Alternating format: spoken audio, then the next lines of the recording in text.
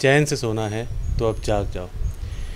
मैं ऐसा क्यों कह रहा हूँ दोस्तों? मार्केट 45% भाग चुका है, या शायद उससे भी अधिक अपने लोस से।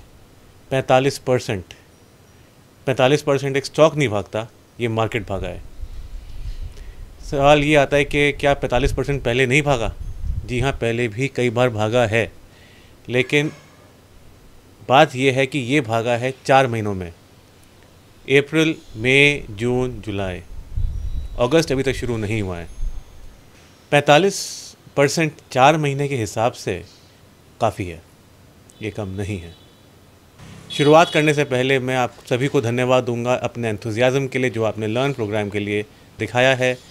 मैं आपको एक बात बताना चाहता हूँ कि इस निफ्टी व्यू में हमने कई सारे आइडियाज़ लिए हैं अपने जो हमारे स्टूडेंट्स हैं पहले बैच के, उन लोगों ने कई सारे हमें चार्ट्स भेजे, अपना भेजते रहते हैं, अपने एनालिसिस भेजते हैं, शेयर करते हैं। तो उनमें से कुछ तो इतने अच्छे लगे कि मैंने इन सभी को इस व्यू में, इस प्रेजेंटेशन में शेयर किया है। दोस्तों, हर रैली में, हर मार्केट रैली में कोई ना कोई एक स्टॉक ज़रूर होता है ऐसा जो कि रिस्पॉन्सिबल होता है पूरे मार्केट को ऊपर लेके जाने में, जिसके कंधों पे पूरा मार्केट का वज़न रहता है। और मैं समझता हूँ कि शायद ये इस बार कौन सा रहा है, इसको गैस करना आपके लिए कोई डिफ़िकल्ट बात नहीं है। कोई भी शायद इस चीज़ को गैस आराम से कर सकता है कि इस बार कौन सा स्टॉक वो है। जी हाँ, इस बार वो स्टॉक है none other than Reliance industries. दोस्तों, सवाल ये आता है कि क्या हुआ है ऐसा रिलायंस में कि रिलायंस खुद इतना भागा है और वो साथ में मार्केट को भी ले भागा? क्या ऐसा नया प्रोडक्ट आया है रिलायंस इंडस्ट्रीज़ का जो कि शायद मास सेलिंग बन गया है? क्या ऐसा चेंज हुआ है इन बीते 4 महीनों में कि वारे के न्यारे हो गए रिलायंस के? क्या इनकी जियो की स्पीड्स बढ़ गई? क्या आपका जो जियो का सिम है, जियो सिम बोलते हैं ना, उसमें स्पीड्स बहुत अच्छी आ रही हैं? क्या स्पीड्स डबल हो गई हैं? शायद नहीं, कुछ भी नहीं हुआ है मेरे हिसाब से, जो भी मैंने समझा है अभी तक। सिर्फ एक चीज़ हुई है कि जियो बिक गया है काफ़ी कुछ। रिलायंस में काफ़ी बिकवाली हुई है, ये फ़र्क हुआ है। और इसके अधिक मैं समझता हूँ कि प्रोडक्ट वाइज, कोई इनोवेशन वाइज कुछ नया शायद नहीं हुआ है। जो अगर कुछ हुआ है तो शायद हमें पता नहीं है, पर बहरहाल बात यह है कि हमें इससे अधिक कुछ भी इस समय नज़र नहीं आ रहा है। दोस्तों, अगर आपकी कोई कंपनी है, मान लीजिए अगर रिलायंस इंडस्ट्रीज़ आपका है या कोई और इंडस्ट्रीज़ आपकी है, और आपका जो बिज़नेस है वो बहुत ही प्रॉफिटेबल है, राइट, तो क्या आप उसको बेचना चाहेंगे? क्या आप चाहेंगे कि आप उसको सेल कर दें किसी और को, अगर वो आपको पैसा बना के दे रहा है काफ़ी बढ़िया एवरी डे? क्या ऐसा आप करेंगे? मेरे ख्याल से नहीं करेंगे। मेरे ख्याल से आप उस बिज़नेस को होल्ड करना चाहेंगे कब तक? फॉरएवर, जब तक कि वो बिज़नेस प्रॉफिट आपको दे रहा है। कोई भी दूध देने वाली गाय कौन बेचता है? कोई नहीं बेचता है, इज़न्ट इट? जब तक कि कोई ऐसी बात ना हो कि आपको एकदम से ही कोई पैसे की ज़रूरत हो, या आपको लगता हो वाकई में कि ये आगे जाके आपको नुकसान देने वाला है। अगर ऐसा नहीं है तो अक्सर देखा गया है कि कोई भी अपना जो चालू बिज़नेस है, बढ़िया बिज़नेस जो आपको प्रॉफिट दे रहा है, वो नहीं बेचता है। तो अब ऐसी क्या वजह रही कि रिलायंस इंडस्ट्रीज़ में जो जियो की हिस्सेदारी है, इसमें काफ़ी कुछ एक सेलिंग की गई? आई डोंट नो। या तो ये प्रॉफिट नहीं देता है, या जो भी है, आप अपने आप ही इमेजिन कर सकते हैं, आप अंदाज़ा अपने आप लगा सकते हैं। दोस्तों, इस समय सीन कुछ इस तरीके से है कि मुकेश अंबानी जी और बाकी जितने भी रिलायंस के होल्डर्स हैं, ये अपनी हिस्सेदारी कम कर रहे हैं। मतलब ये रिलायंस में से जियो बेच रहे हैं और हम लोग जियो खरीद रहे हैं। वो बेच रहे हैं जिनका जियो है, और हम खरीद रहे हैं जिनका जियो नहीं है। जियो मेरे लाल। दोस्तों, एक ज़माना था जबकि मुझे याद है आज भी अच्छी तरीके से, मुकेश अंबानी जी ने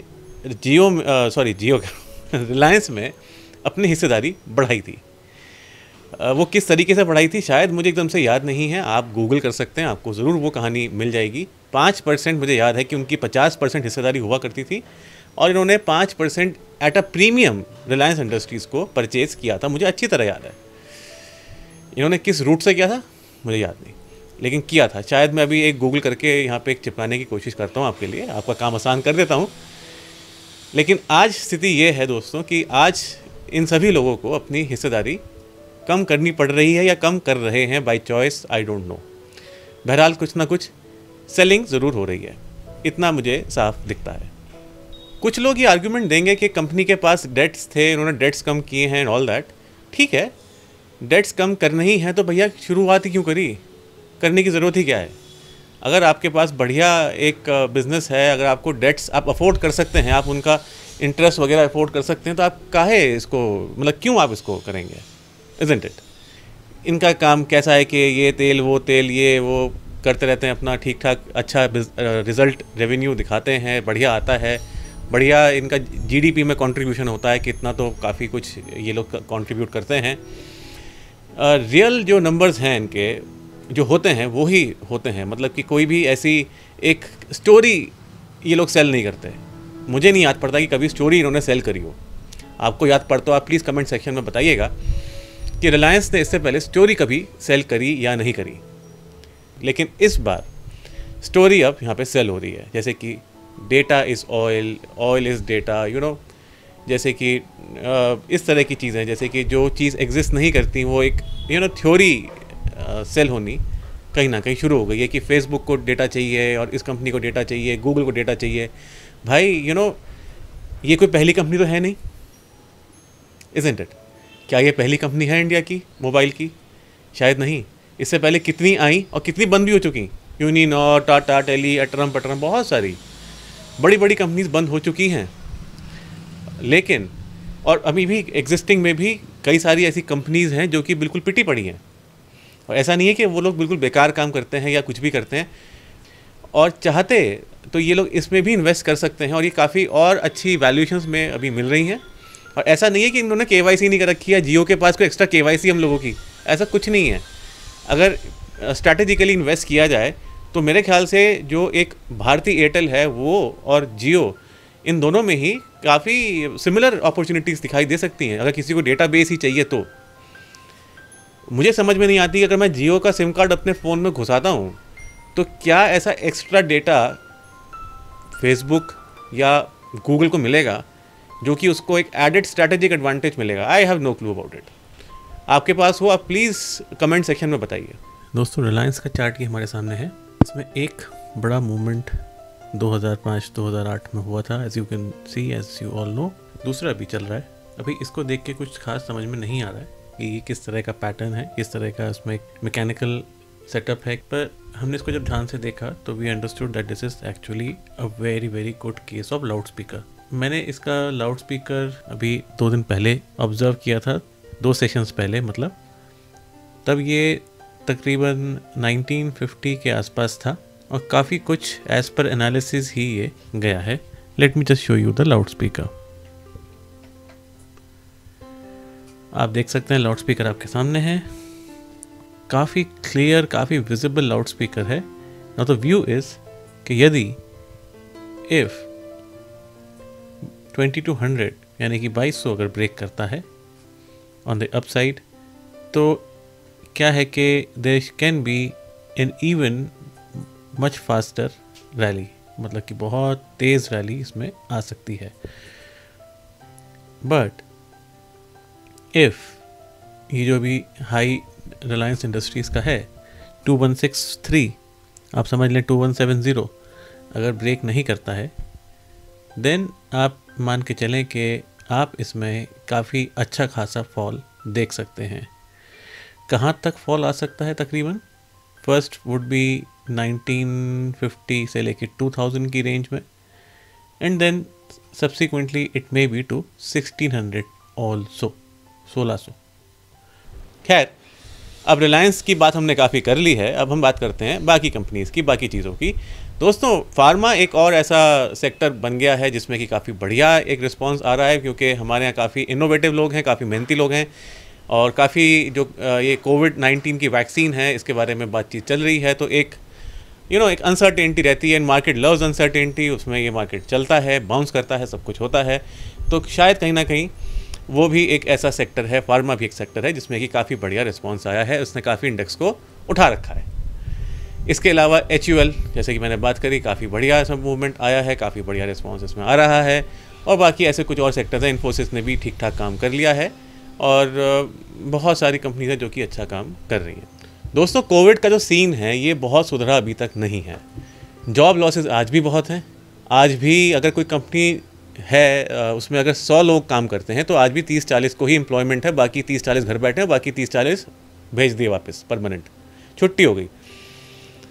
इंडियन एयरलाइंस तक ने छुट्टी कर दी है, बाकी तो प्राइवेट की तो पूछो ही मत।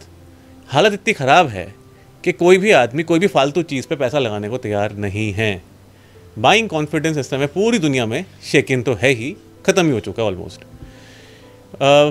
कुछ बिज़नेस ऐसे हैं जो कि अपने ऑफिसेस खोलते हैं और खोल के बंद कर देते हैं। क्यों बंद करते हैं? क्योंकि जनाब कोई बिज़नेस ही नहीं है। जो वॉल्यूम आता था पहले, सपोज़ कीजिए 100 बर्गर किसी कंपनी के बिकते हैं या 100 सैंडविच किसी कंपनी के बिकते हैं, तो आज उनको ख़रीदने वाले 30 या 40 भी नहीं हैं।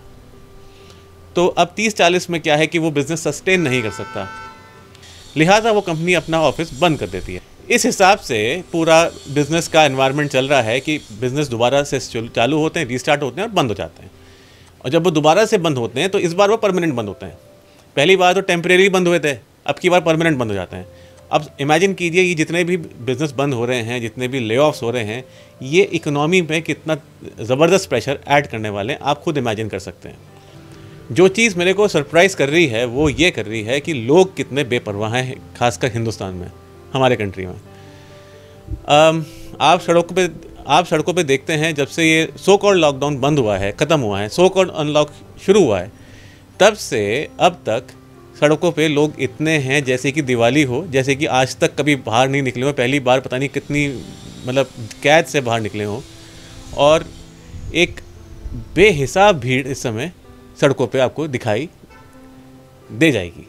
ये जो है ये इकोनॉमी का बहुत बड़ा सपोर्टर है कि लोगों के अंदर कोई भी परवाह या डर नहीं है। और जो कोविड की सबसे बड़ी समस्या थी वो ये नहीं थी कि कुछ महीनों के लिए धंधा बंद हो जाएगा, धंधा डाउन हो जाएगा। वो ये थी कि लोगों का जो एटीट्यूड शिफ्ट है वो ना आ जाए।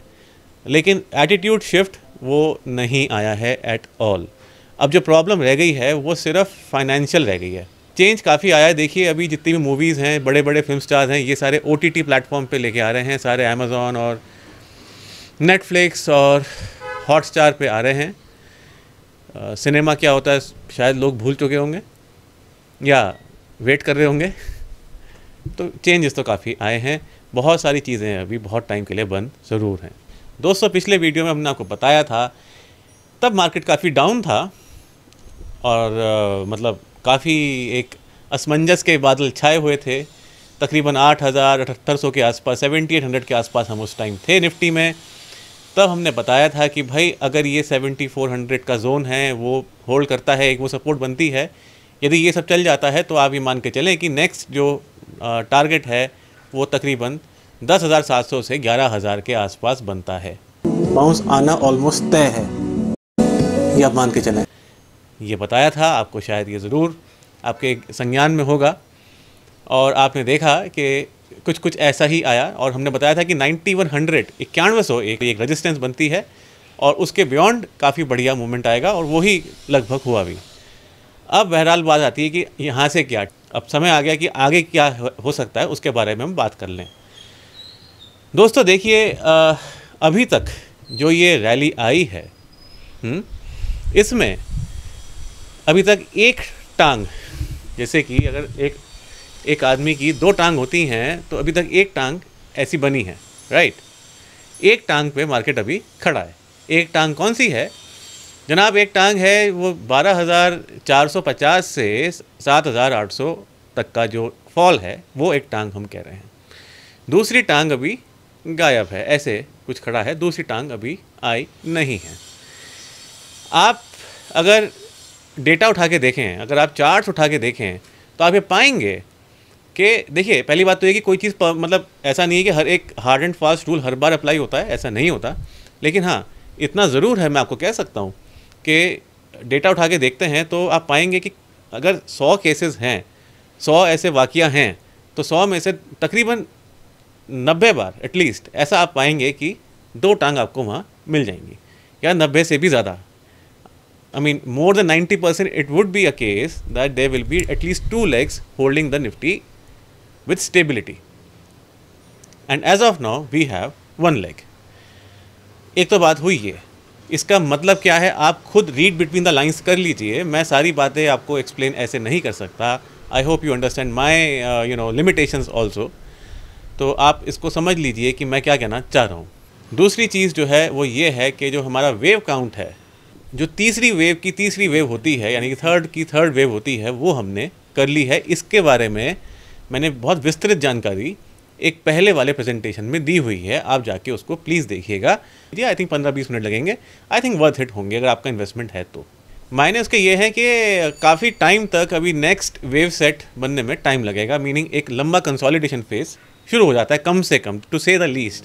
अगर हम ये नहीं कहते कि यहाँ से बेरिश मूवमेंट चालू हो जाएगा या बेयर्स आने चालू हो जाएंगे, तो भी हम ये कह सकते हैं कम से कम कंसोलिडेशन तो आना ही चाहिए एज़ पर दैट कनेक्शन। फिर देखिए दो केसेस बनते हैं। अक्सर मार्केट में देखा गया है कि दो तरह के मूवमेंट्स आते हैं। एक तो आता है जनाब वी, ऐसे वी, ठीक है ना, मार्केट बहुत बुरी तरह फॉल किया और बुरी तरह उसी स्पीड से ही बाउंस भी किया, दिस इज कॉल्ड वी। दूसरा होता है कि द मार्केट विल फॉल ऐसे ऐसे वेव बना के आराम से, and the rally will be gradual also, और बहुत लंबा चलती है वो। दो तरह के मूवमेंट आते हैं। इस समय जो चल रहा है वो चल रहा है वी वाला। अब नॉर्मली आप अगर मार्केट का डेटा उठा के देखते हैं निफ्टी का, तो आप ये पाएंगे कि अगेन बहुत कम ऐसे केसेस शायद होंगे जहाँ पे कि आपको ऐसा एग्जाम्पल मिले कि निफ्टी ने इतना बड़ा वी बना के 45% का वी बना के होल्ड कर लिया। ऐसा मैंने बहुत ज़्यादा नहीं देखा, शायद इक्का दुक्का कोई एग्जाम्पल्स होंगे, शायद मेरे कोई मिस हो गए होंगे, लेकिन मैंने 94 से लेके आज तक का डेटा देखा है, उसमें मेरे को नहीं दिखता है। अक्सर ये देखा गया है कि जो मूवमेंट है वो वी में नहीं आता, वो वेव में आता है। जैसे कि पहला वेव, फिर दूसरा, फिर तीसरा, इस तरीके so on and so fourth बनता है। तो अगर ये मैं मान लूँ, अगर राइट कि ये जो हमने मूवमेंट अभी देखा है, कौन सा 12,450 से 7,800 का, अगर ये पहला मूवमेंट है मान लीजिए, तो इसके आगे दो और आ सकते हैं। मैं इतना आपको बता दूं कि चीज़ें मतलब कि फंडामेंटली कोई बहुत खूबसूरत तो नहीं है, और मुझे बताने की ज़रूरत क्या, आपको खुद ही पता है, खुद ही ज्ञानी है। तो कोई भी ऐसी कोई विशेष बात नहीं है जिसमें कि हम ये कह सकें कि यार यहाँ से मतलब 7,800 का 15,000 यानी कि 100% रैली आ जाना चाहिए। I mean I would be rather surprised. केवल एक ही चीज़ है सपोर्ट में, वेव थियोरी में, कि भाई जो निफ्टी का एक जो एक्सपोनेंशियल मूवमेंट आना चाहिए कि दिन दुगनी रात चौगनी की स्पीड से जो बढ़ता है मार्केट, वो अभी तक नहीं देखा गया है। सिर्फ वही एक वजह हो सकती है मेरे सामने इस चीज़ को मानने के लिए, समझने के लिए, इस चीज़ को कंसीडर करने के लिए कि हाँ भैया अभी भी बहुत बड़ा स्कोप ऊपर का है। ये एक कारण मुझे दिखता है। उसके अलावा मुझे जो कारण है, जो पॉजिटिव साइड्स हैं, वो कम दिखाई दे रही हैं इस समय। अब टाइम मैगज़ीन जो है ये कोई चलती फिरती मैगज़ीन तो है नहीं कि जनाब कुछ भी लिख देगी। Time magazine I am talking about. Time magazine कह रही है कि भाई दुनिया में डिप्रेशन आने वाला है। It's not talking even recession, it is talking about depression. GDP हमारी तो नेगेटिव होने ही वाली है, ऐसे बहुत सारी कंपनीज कह रही हैं, बहुत सारे रिसर्च हाउसेस इंक्लूडिंग नोमुरा कह रहा है कि भाई it's going to be 6.4% down. GDP minus में जाएगी, कॉन्ट्रैक्ट करेगी। और ये कह रहे हैं कि भाई बहुत लंबे टाइम का डिप्रेशन होगा, विच वॉज इन 1929, मतलब कि उस टाइम पे जब वो ग्रेट यूएस डिप्रेशन था, उस तरह का depression people are talking about. अब या तो ये सारे बेवकूफ़ हैं जिन्हें कुछ पता नहीं, या फिर मार्केट्स आने वाले हैं डिप्रेशन में, इकोनॉमिक डिप्रेशन में आने वाली है, शायद ऐसा हो सकता है, वी डोंट नो येट। पर बहरहाल जो भी है, आई डोंट थिंक कि हमें उन सब बातों को बिल्कुल गौर नहीं करना चाहिए और सिर्फ ये है कि भाई अपने बुलिश उसमें ही अंदाज में ही चलते रहना चाहिए। मैं कोई डराने की कोशिश नहीं कर रहा हूँ, मैं कोई ये नहीं कह रहा हूँ कि आप अभी सब कुछ बेच दीजिए, नॉट एट ऑल। पर मैं इतना ज़रूर कर रहा हूँ कि जितनी भी पॉजिटिव्स और नेगेटिव्स हैं उनको काउंट कर रहा हूँ, आदमी को पता ज़रूर होना चाहिए। अब हम जब चार्ट्स देखते हैं तो चार्ट्स में हमें नज़र आ रहा है कि 11,350 से लेके 11,450, 11,350 to 11,450 ये एक रेजिस्टिव जोन है। क्या है? Resistive zone, right. अब इस रेजिस्टिव जोन में क्या है ये मैं आपको बता देता हूँ। इस पूरे रेजिस्टिव जोन में अगर ये यहाँ को इस पूरे को क्रॉस करता है, यदि क्रॉस करता है, राइट, तो क्रॉस करते ही there will be an exponential bounce, ऐसे कटक, राइट। बहुत ज़ोरों का बाउंस हो सकता है, बहुत तेज़ी से आ सकता है। वो इस जो पूरा जो रैली आया है, रैली क्या मतलब कि जो इसे बोलते हैं पुल बैक, पहली बात तो रिलीफ रैली है, क्योंकि अब तक जो ओल्ड हाई है, प्रीवियस हाई है, नहीं आया, तो तब तक ये it will be a rally of a relief rally sorts. तो जो ये रैली आया है, इस पूरी रैली का वो लास्ट मूवमेंट हो सकता है यदि ये 11,350 से लेके 11,450 का जो मूवमेंट है, जोन है, ये ब्रेक करता है अभी आने वाले टाइम में, कुछ टाइम में।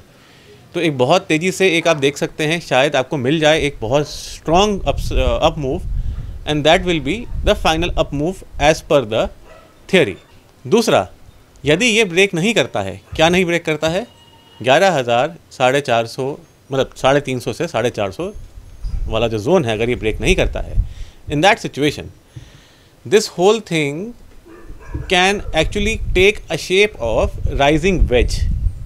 अब राइजिंग वेज क्या है, मैंने अपने जो हमारा प्रोग्राम है इसमें काफ़ी डिटेल में डिस्कस किया है और भी करेंगे आगे जाके। आप इसको गूगल कर सकते हैं कि राइजिंग वेज का क्या अर्थ होता है। मैं आपको दिखा देता हूँ कि राइजिंग वेज क्या होता है, कैसा बना हुआ है। अभी आप ये देख लीजिए अपने सामने अपने स्क्रीन पे। तो ये एक दूसरी चीज़, एक दूसरी फॉर्मेशन है। यदि 350 से 450 का जोन ब्रेक नहीं करता है, तो अगर राइजिंग वेज ब्रेक भी करता है ऑन द अप साइड, तो ऐसे समझ लीजिए 60% से ज़्यादा केसेस होते हैं, 60% से ज़्यादा वाक़ये होते हैं जहाँ पे कि जो एक मूवमेंट आया है वो सस्टेन नहीं करता है।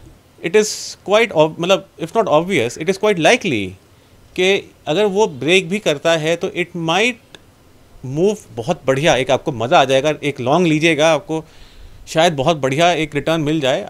शायद आप देखिए अपने हिसाब से स्ट्रैटेजी आपकी क्या रहेगी। और उसके बाद आपको शायद एक इक्वल एक वर्टिकल डाउन साइड भी दिखाई दे जाए, ऐसा भी हो सकता है। दीज आर फ्यू, जिसे बोलते हैं एजम्पशंस कह लीजिए, या एक पूरी थ्योरी कह लीजिए, एक पूरा एक आउटलाइन कह लीजिए। ये इसके अंदर क्या क्या होगा, I will be updating live on WhatsApp. आप उसमें जुड़ सकते हैं, काफ़ी रीज़नेबल है, कोई कॉस्ट तो नहीं है उसकी खास। साथ अगर आप ठीक से ट्रेडिंग करते हैं आपके लिए यूज़फुल होगा। अगर आप ट्रेडिंग नहीं करते हैं आपके लिए ज़रूरी नहीं है उसको कुछ भी करना। तो काफ़ी बढ़िया मूवमेंट उसमें आ सकता है अगर वो ब्रेक करता है, और शायद वो चला जाए may be to the previous high 12,100, 200, 300, 400, 450। I don't know as of now. अभी हमारे पास इतने क्लूज उसके नहीं हैं कि हम उसके बारे में एग्जैक्ट असरटेन कर पाएँ। अभी we can only think about the outline. कुल मिला के बात ये है कि भाई इकनॉमी के हिसाब से आपको पता है कि क्या चीज़ें हैं क्या नहीं है। अगर आपका बिज़नेस है, अगर आपका जॉब है, तो आपको खुद पता होगा कि क्या है, कैसा है, किस तरीके से चल रहा है पूरा सीन, राइट। और अभी यहाँ से क्या होने वाला है आप खुद अपने बिज़नेस से ही एनालाइज कर सकते हैं। अगर 2-4 बिज़नेस ठीक नहीं कर रहे हैं तो आप मान के चलिए कि बाकी बिज़नेस भी कुछ सिमिलर सा ही परफॉर्म कर रहे होंगे।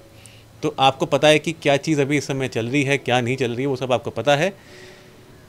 टेक्निकली जो चार्ट्स हैं वो ये बता रहे हैं कि 350, 450 के ऊपर एक स्ट्रॉन्ग अप मूव आ सकता है। वो एक स्ट्रॉन्ग रेजिस्टेंस भी है, इसको रेजिस्टेंस भी कह सकते हैं। और यहाँ से एक नीचे भी जा सकता है। एक कोई पेनी स्टॉक थोड़ा ये निफ्टी, तो पेनी स्टॉक की तरह निफ्टी बिहेव नहीं करती है। तो अगर ये सस्टेन करता है तो शायद इसको हम कह सकते हैं कि अभूतपूर्व है। It is unprecedented, it is something new for us. इससे शायद हमें सीख लेनी पड़ेगी। इसके साथ बहुत ज़रूरी हो जाता है दोस्तों कि हम डाउ को भी स्टडी करें। तो मैं डाउ पे भी एक एनालिसिस अपना शेयर करूँगा।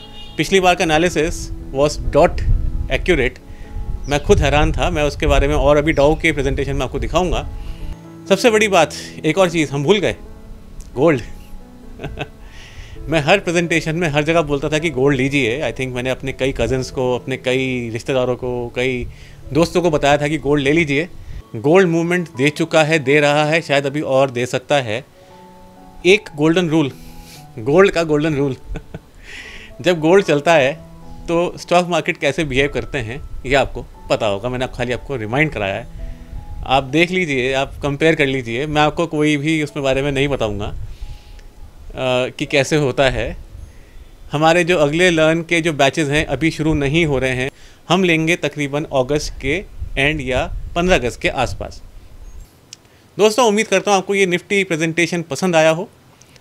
कुछ जानकारियाँ शायद आपको ज़रूर पसंद आई हो। इजाज़त दें, अगली बार फिर आपसे मुलाकात होगी एक नए निफ्टी प्रेजेंटेशन में। अगर कोई इसका अपडेट, मेजर अपडेट बनता है तो मैं आपके साथ शेयर करूँगा, और नहीं तो अगर कोई within the framework update है तो मैं आपको व्हाट्सएप कर दूँगा। See you in the next presentation.